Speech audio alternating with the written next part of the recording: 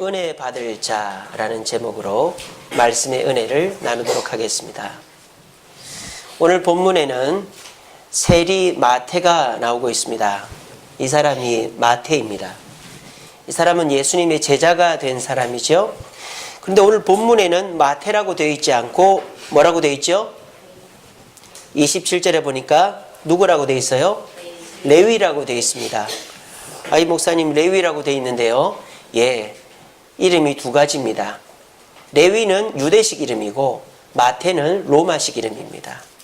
그래서 유대 사람들이 부를 때 이 사람은 레위고 이 사람은 로마의 관리니까 세금을 거두는, 그래서 로마 사람들은 마태로 부릅니다. 그리고 이 마태는 마태복음을 기록한 사람이죠. 그런데 이 마태는 유대인들의 세금을 걷어서 자기 거는 따로 챙기고 로마에 또 로마 것은 바치는 아주 악덕 세관원입니다. 그러니까 사람들로부터 좋은 소리를 들을 수가 없죠. 그뿐 아닙니다. 이 마태가 일을 했던 도시의 이름은 가버나움입니다.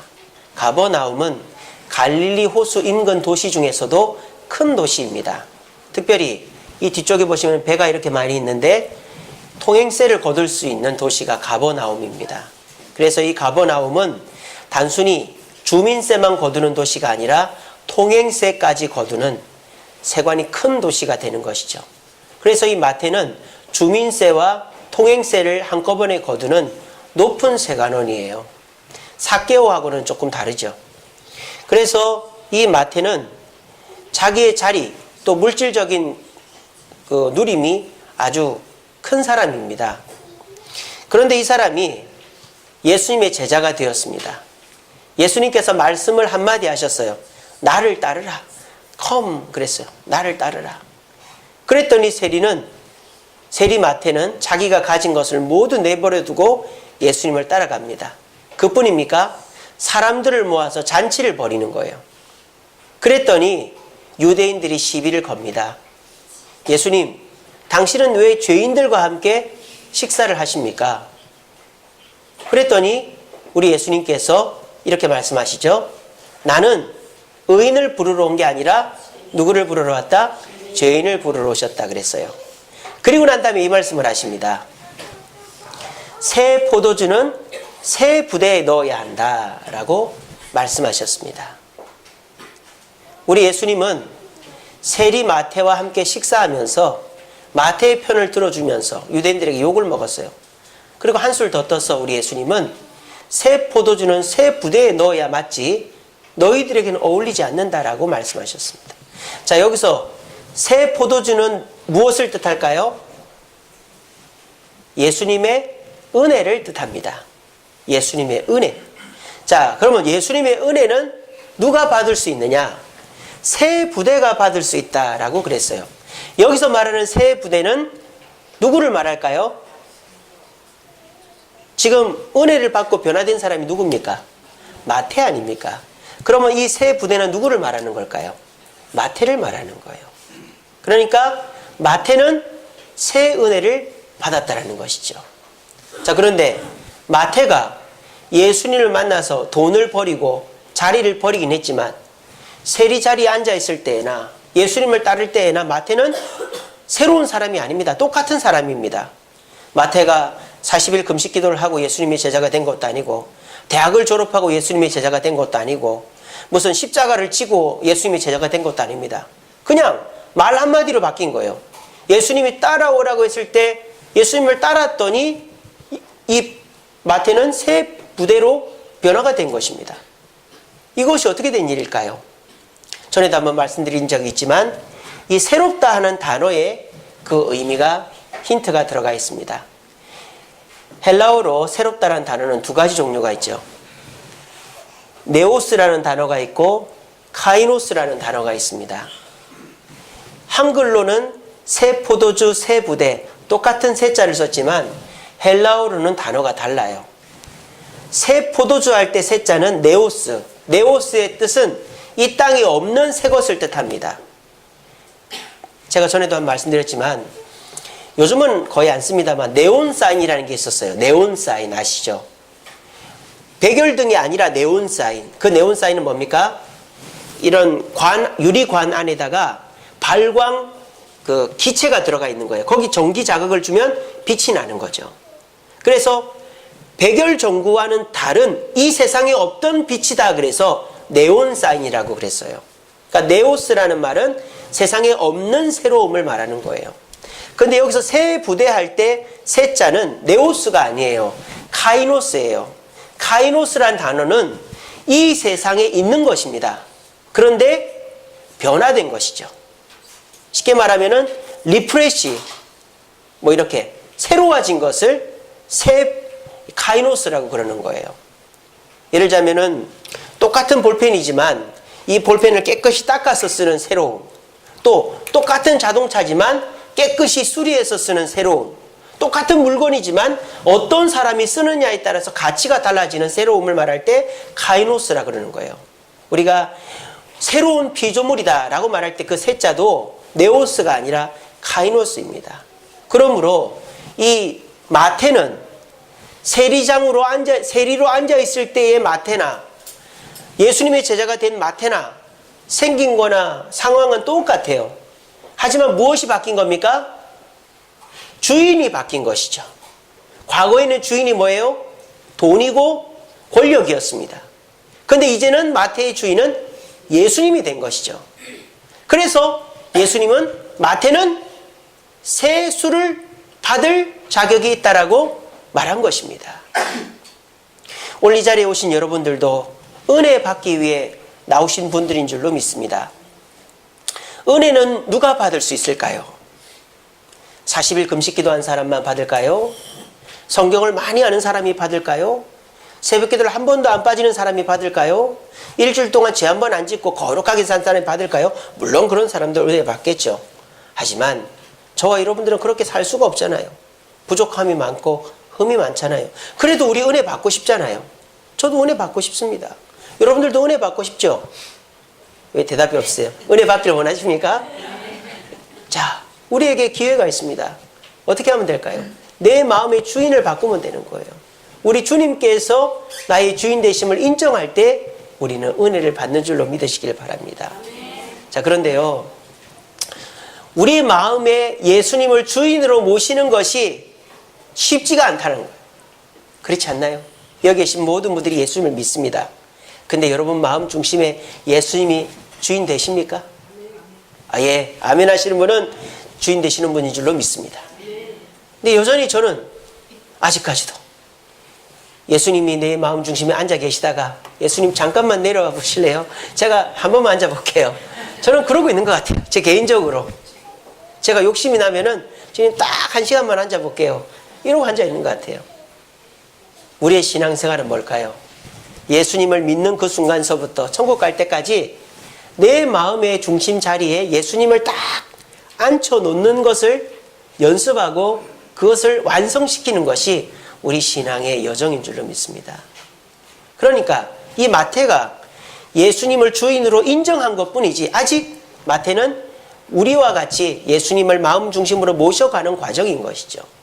그러므로 저와 여러분들도 오늘 이 마태가 한 행동처럼 예수님을 마음 중심에 모셔서 내 주인이 바뀌는 카이노스의 새로움이 있을 때 우리는 마태와 같은 은혜를 받을 수 있을 줄로 믿습니다. 그래서 우리가 마태가 받았던 은혜를 우리도 받으려면 어떻게 해야 되는지 마태의 모습을 살펴보시면서 매 주일마다 교회는 오고 우리가 기도는 하고 말씀은 읽습니다만 그렇게 예전에 받았던 은혜 주어지지 않고 있고 예전에 받았던 그런 감격이 나에게 사라져 버린 분들은 혹시 없는지 돌아보시면서 내가 오늘 마태에게 일어났던 이 은혜의 순간이 나에게도 일어나려면 어떻게 해야 되는지를 한번 묵상해 보시면서 우리 모두가 오늘 이 시간이 세수를 담을 수 있는 새 부대가 되어지고 그래서 그 세수를 받아서 은혜가 넘치는 저와 여러분 되기를 간절히 바랍니다.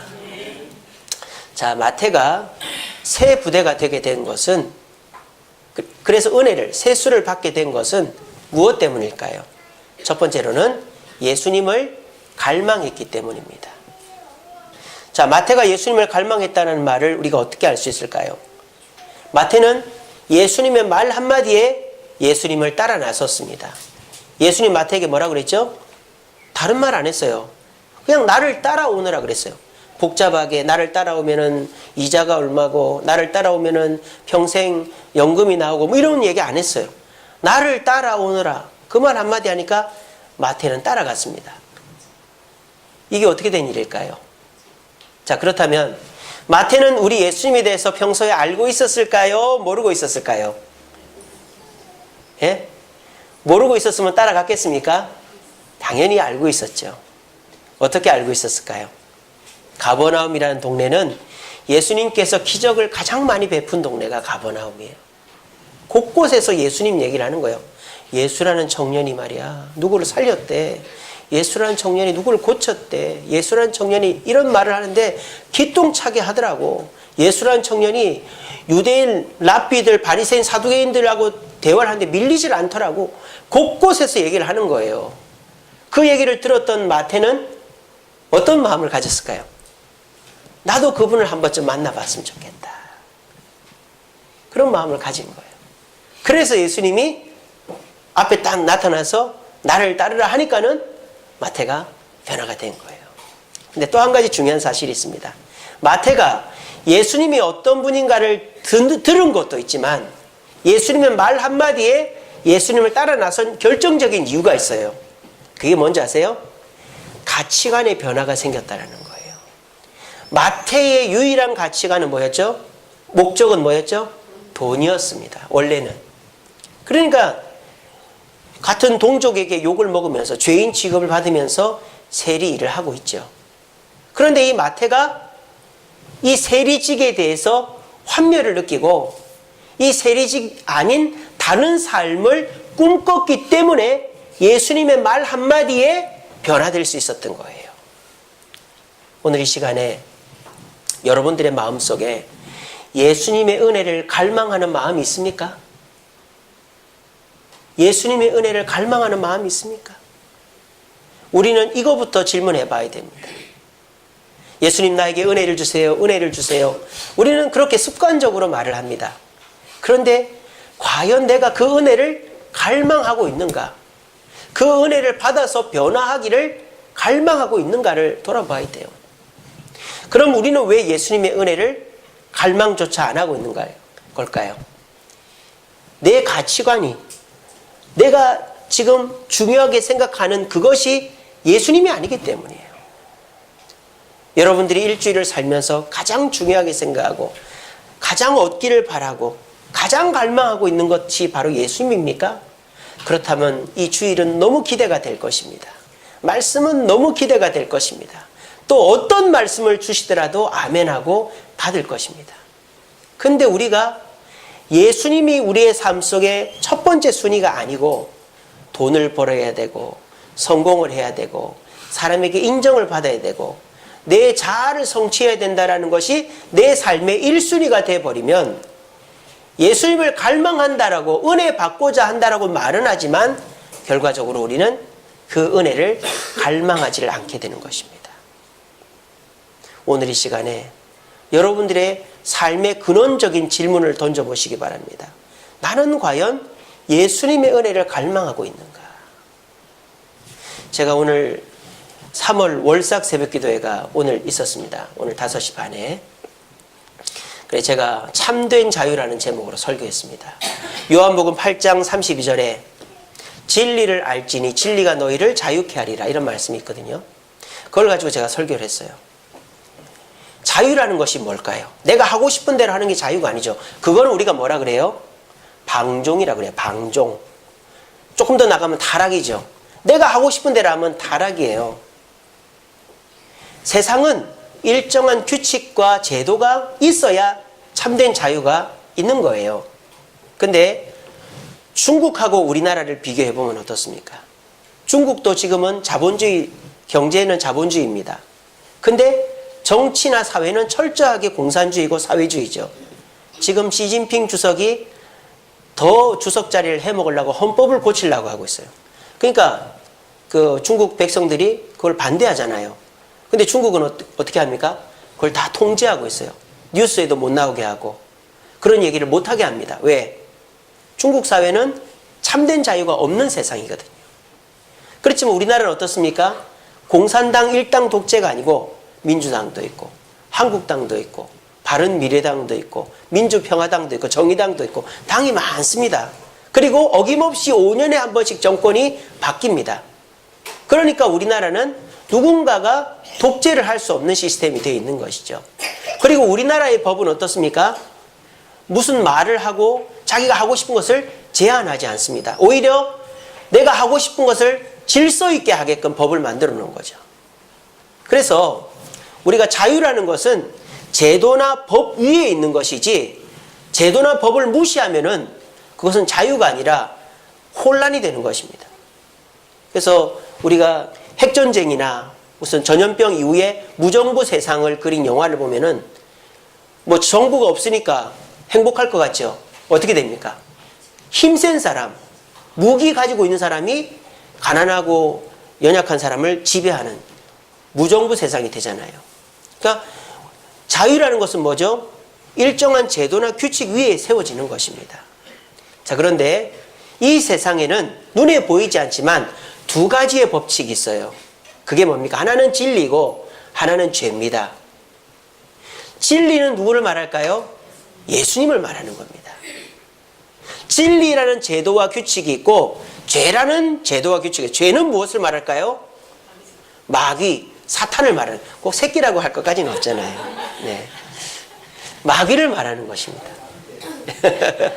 자, 그런데 이 예수님께서 우리에게, 먼저 마귀부터 합시다. 마귀가 가지고 있는 제도나 규칙의 장점은 뭐죠? 내가 하고 싶은 대로 하게끔 해주는 것 같아요. 내가 먹고 싶은 거 다 먹게 해줍니다. 내가 놀고 싶은 거 다 놀게 해줍니다. 내가 가고 싶은 데 다 가게 해줍니다. 또 내 기분 따라 화도 냈다가 때렸다가 할 수 있게끔 마귀가 다 해주는 것 같습니다. 자, 그런데 교회는 어떻습니까? 우리 예수님은 어떻습니까? 내가 하고 싶은 대로 못하게 합니다. 내가 하고 싶은 말도 절제해야 되고, 내가 가고 싶은 데도 주일이면 못 가고, 내가 먹고 싶은 술, 담배도 못 먹게 하고, 뭐 그렇습니다.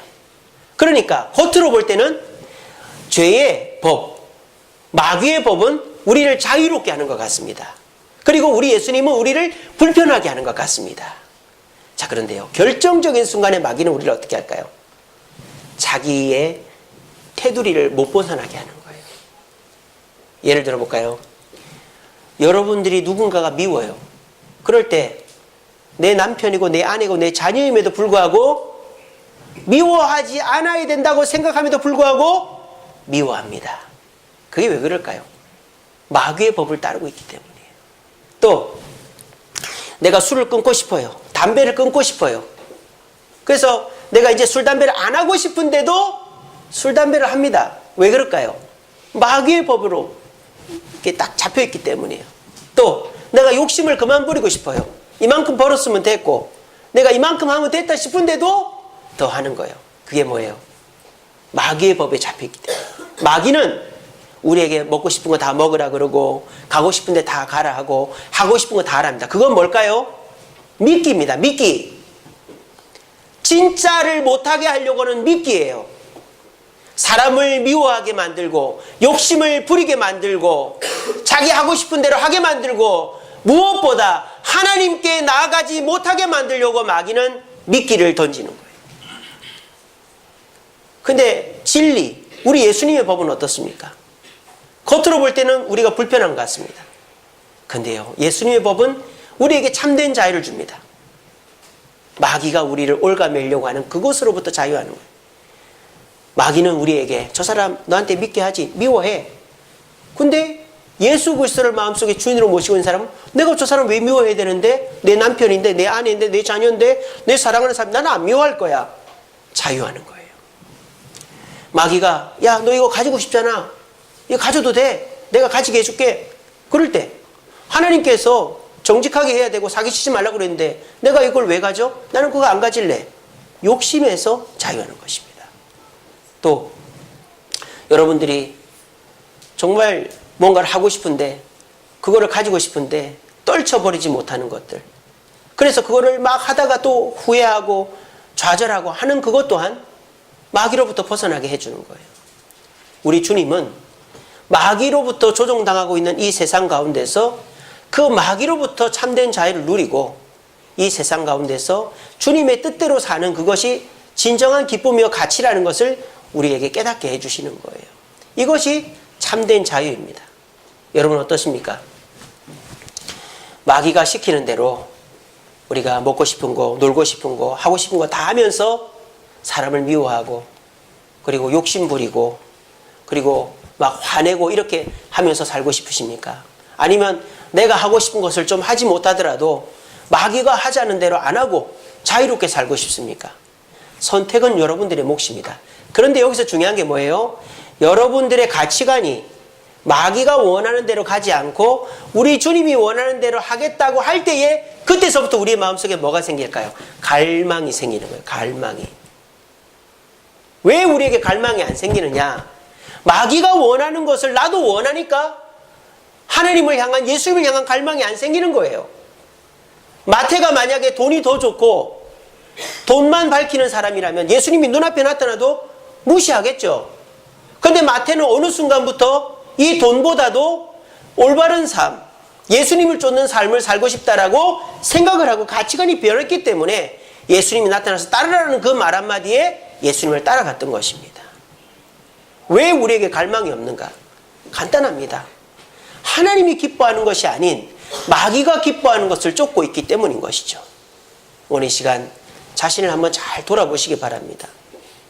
여러분들의 마음속에 정말 우리 주님이 기뻐하시는 것을 나도 기뻐하는 마음이 있습니까?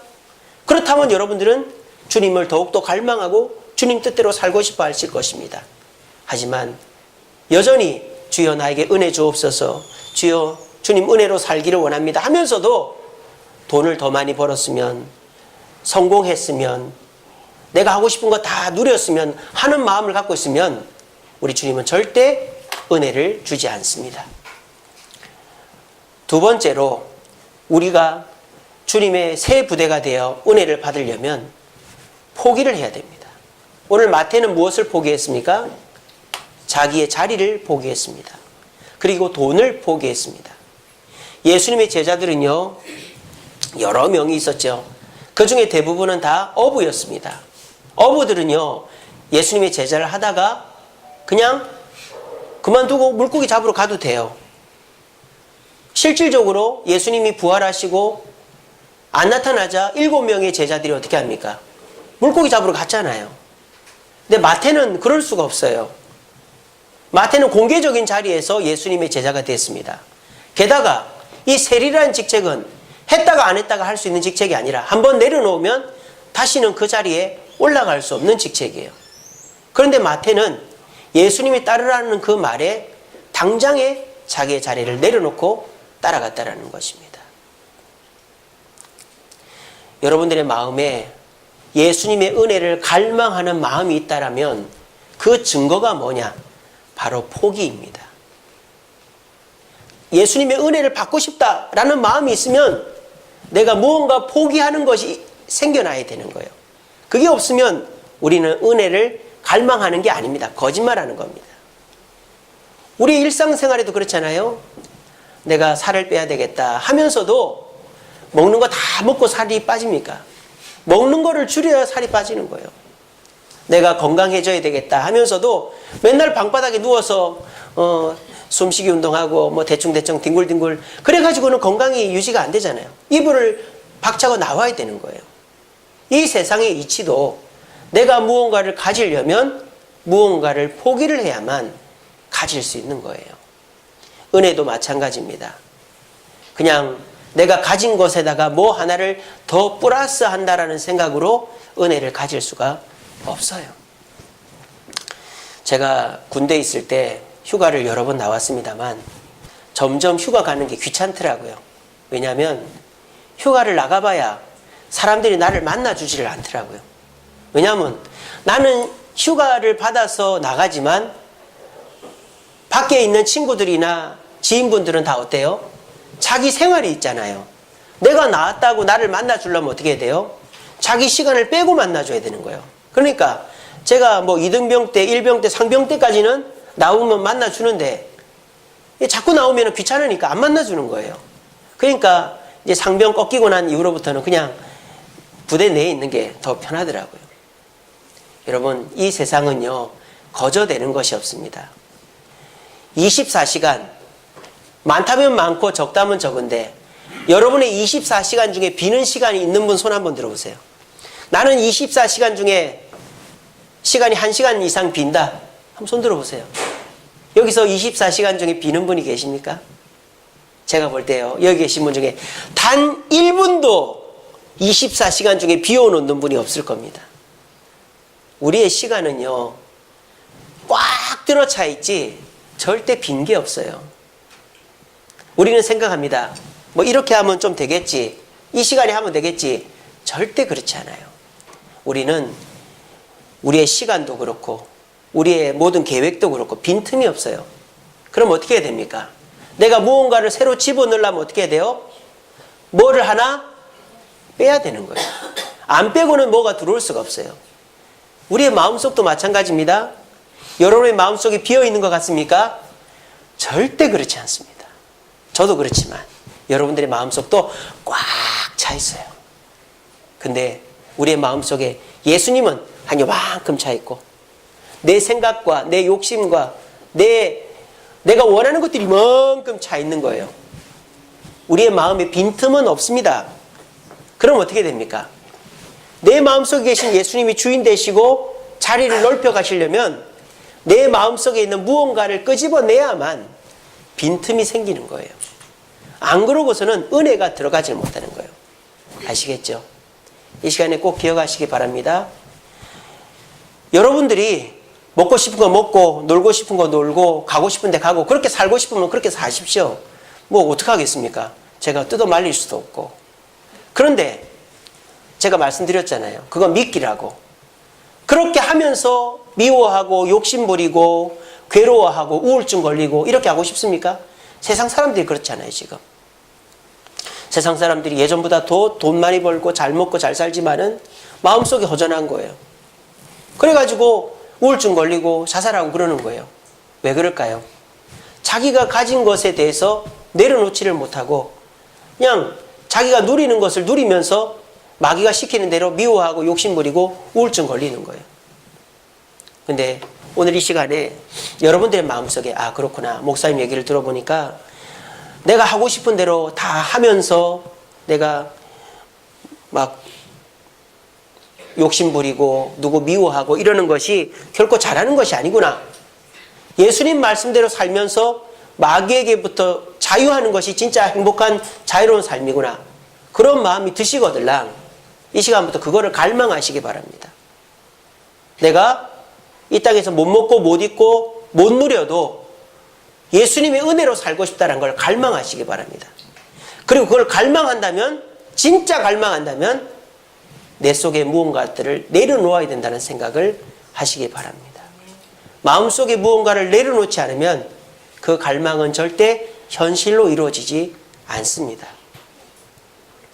저는 우리가 하나를 내려놓으면 하나가 들어온다고 생각합니다. 여러분들이 마음속에 내가 하고 싶은 욕심 하나를 내려놓으면 우리 주님의 은혜 하나가 들어옵니다. 내가 미워하는 그 마음 하나를 내려놓으면 우리 주님의 은혜 하나가 들어옵니다. 또 내가 지금까지 포기하지 못했던 내 습관 하나를 내려놓으면 우리 주님의 은혜 하나가 내려옵니다. 그런데 결코 내 것을 내려놓는 것이 없이 주님의 은혜는 결코 들어오지 않는 사실을 이 시간에 꼭 기억하시고 내가 주님의 은혜를 갈망하고 있는가 생각하신 다음에 그 은혜를 갈망한다면 내 속에 있는 것 내려놓고 주님의 은혜를 받아야 되겠다 생각하시고 여러분들 속에 있는 것을 내려놓을 수 있는 저와 여러분 되기를 간절히 바랍니다. 마지막 세 번째로 마태는 어떻게 해서 새 부대가 되어 은혜를 받았을까요? 고백을 했기 때문입니다. 오늘 마태는 예수님을 만나자마자 어떻게 합니까? 사람들을 모았어요. 모아가지고 잔치를 벌였습니다. 자, 그런데 이 잔치가 비공개 잔치가 아니라는 것을 우리는 알 수 있습니다. 왜요? 유대인들도 그 잔치를 알았기 때문입니다. 그래서 그 잔치 때문에 예수님이 공격을 받죠. 죄인들과 식사한다고. 그러니까 마태는 예수를 믿어도 비공개적으로 믿질 않았다는 거예요. 두 번째로 마태가 이 자리에 누구를 초대했습니까? 같은 세리들을 초대했어요. 왜 초대했을까요? 그냥 작별 인사하고 그냥 축하해달라고 초대했을까요? 그러면은 그냥 주변 사람들만 초대하면 되지. 왜 특별히 세리들을 초대했을까요? 어떤 마음이 있죠? 나 말고 다른 세리들에 대한 어떤 마음들이 있죠? 안타까운 마음들이 있는 거예요. 너희들도 돈 밝히지 말고 나처럼 예수 믿어라. 그 말을 하고 싶은 거예요. 이걸 오늘날 말로 말하면 뭐예요? 간증이에요, 간증. 지금 세리 마태는 예수님의 제자가 된 이후로 공개적으로 간증을 하고 있는 거예요. 그렇게 해서 사람들에게 내가 변화되었음을 알리는 거예요. 이것이 마태가 주님으로부터 큰 은혜를 받게 된 계기가 되었다. 예수님이 새술은 새부대에 담아야 된다는 얘기는 잔치 이후에 하신 말씀입니다. 예수님은요, 누군가를 고치거나 누군가를 부르거나 또는 누군가에게 은혜를 베풀기 전에 반드시 물어봅니다. 네가 낫기를 원하느냐? 네가 뭐 하기를 원하느냐? 네가 어떻게 되기를 원하느냐? 꼭 물어봐요. 그리고 그 사람이 입으로 낫기를 원합니다. 은혜 받기를 원합니다. 그렇게 되기를 원합니다. 라고 고백할 때 은혜를 주시는 분이에요. 오늘날 우리 그리스도인들에게 있어서 가장 무거워진 부분이 바로 이 입이라고 생각합니다. 입. 우리가요, 요즘 세상이 어수선하고 교회가 욕을 먹고 하다 보니까 내가 예수 믿는다라는 것을 얘기하는 것 자체를 이제는 금기시한다면 좀 그렇지만은 아예 그냥 밖에서 얘기를 안 하고 다니는 거예요. 저 사람 교회 다녔어? 라고 할 정도로. 그럼 그 정도로 사람들이 내가 교회 다닌지를 모르게 하고 교회를 다니고 있는 거예요. 그것은 뭡니까? 물론 우리가 합리화할 수 있겠죠.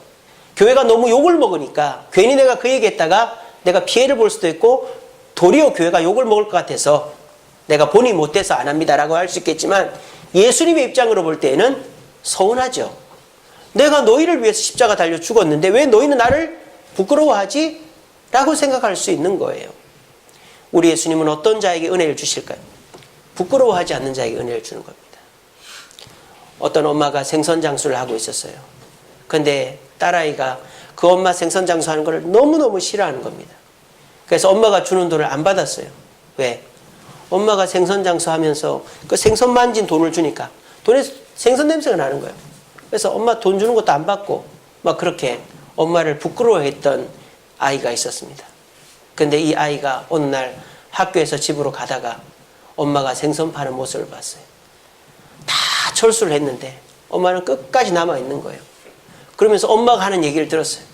아이고, 다음 주에 우리 딸아이 수학여행 가는데 어떡하지? 그러면서 그 생선 자판을 못 내려놓고 있는 거예요.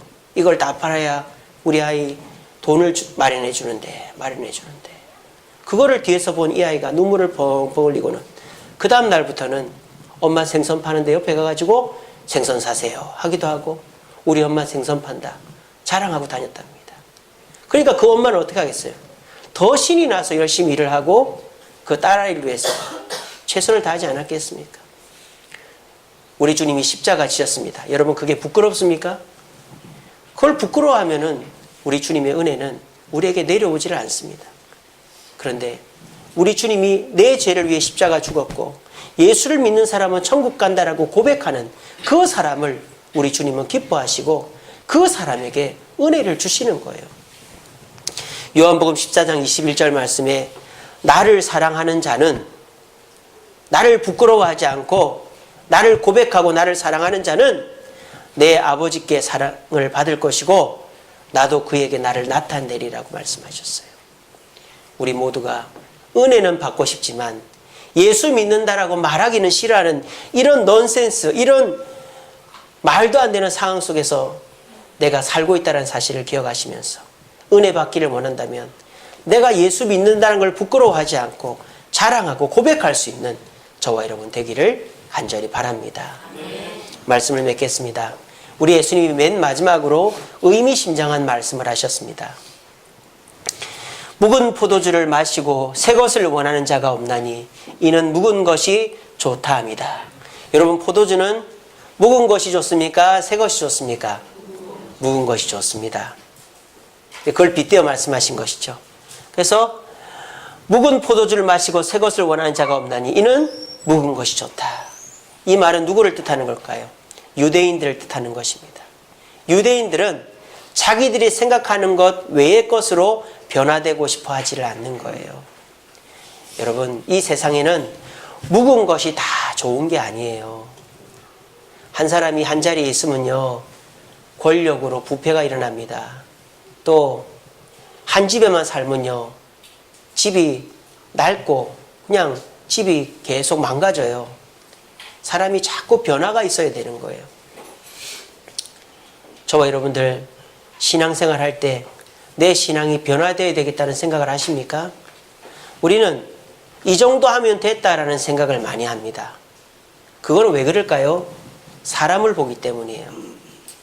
우리 장로님, 권사님, 집사님들을 보니까 나도 저 정도만 하면 되겠지라고 생각하니까 우리가 변화하기보다 저 사람의 수준에 내가 맞추면 되겠다 생각하는 거예요. 그러면서 우리 모두가 묵은 포도주를 좋아하고 있는 겁니다. 하지만 우리가 목표로 삼아야 될 사람은 목사님이 아니잖아요. 장로님, 권사님, 집사님이 아니잖아요.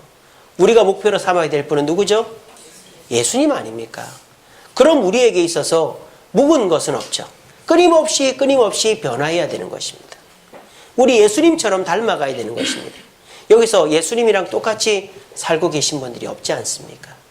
그러므로 저와 여러분들이 예수님을 닮기 위해서 내 삶 속에 변화되어야 될 것은 없는지를 끊임없이 점검해 봐야 되는 것입니다. 그래서 나는 이 세상의 가치관보다 우리 주님이 주시는 참 자유를 갈망하고 있는가?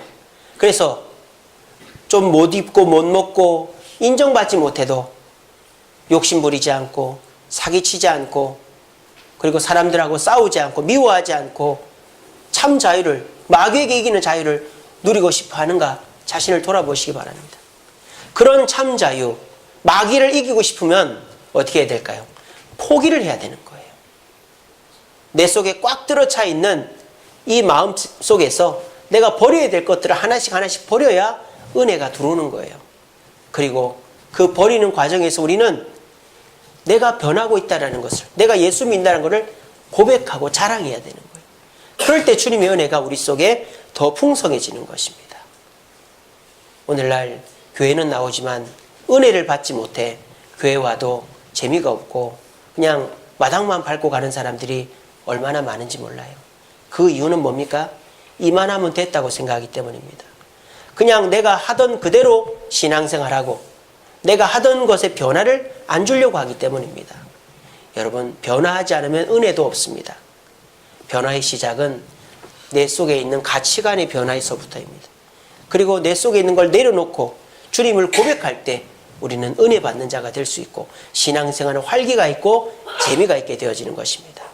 오늘 이 시간 이후로부터 내 가치관이 바뀌고 내 속에 있는 것을 포기하고 주님을 입으로 고백함으로 말미암아 우리 모두가 은혜 받는 자 되어서 즐겁고 행복한 신앙생활을 할 수 있게 되기를 간절히 바랍니다.